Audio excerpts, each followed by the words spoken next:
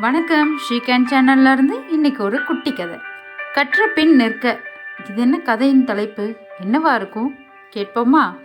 பாண்டவர்களுள் மூத்தவனான தருமன் சிறுவனாக இருந்தான். கல்வி கற்பதற்காக அவனை பள்ளியில் சேர்த்தார்கள்.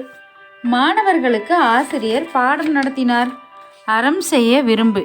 அறம் என்பது தர்மம், செய்ய என்பது செய்ய வேண்டும், விரும்பு என்பது விருப்பத்துடன் செய்வது.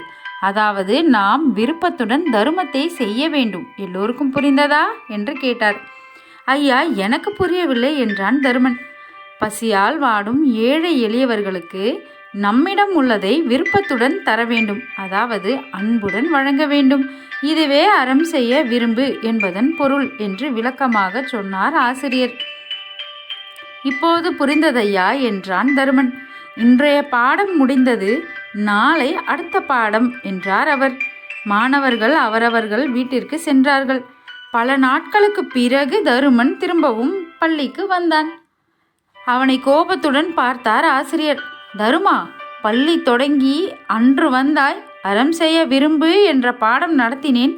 பல நாட்களுக்கு பிறகு இன்று வந்துள்ளாய். படிப்பில் ஈடுபாடு இல்லாத நீ எதற்காக இங்கே வீணே வருகிறாய் என்று கேட்டார். ஐயா, அறம் செய்ய விரும்பு என்று பாடம் நடத்தினீர்கள். ஆமாம், அதற்கென்ன என்றார் ஆசிரியர். நீங்கள் சொன்னதைப் போல விருப்பத்துடன் தருமம் செய்ய முயற்சி செய்தேன்.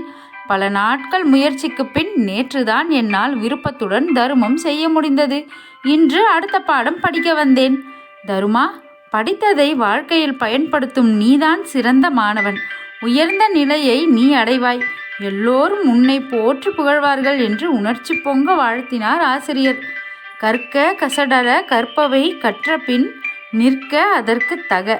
கற்க வேண்டியவற்றை ஒருவன் பிழையற கற்க வேண்டும், பிறகு அதன்படி நடக்க வேண்டும். நாம் செய்கிற எந்த வேலையாக இருந்தாலும் சரி, அது முழு ஈடுபாட்டோட விருப்பத்தோடு தான் செய்யணும். நாமளும் செஞ்சிட்டோம், நாமளும் படிச்சிட்டோம், நாமளும் வேலையை முடிச்சிட்டோன்னு கடமைக்காக எதுவும் செய்யக்கூடாது. முழு மனசோட முழு விருப்பத்தோடு செய்யுங்க. எல்லாத்துலேயுமே நமக்கு வெற்றி நிச்சயம். இந்த கதை உங்களுக்கு பிடிச்சிருந்தா உங்களுக்கு பிடிச்சவங்களுக்கு இந்த கதையை ஷேர் பண்ணுங்கள். நம்ம சேனலை லைக் பண்ணுங்கள், சப்ஸ்கிரைப் பண்ணுங்கள்.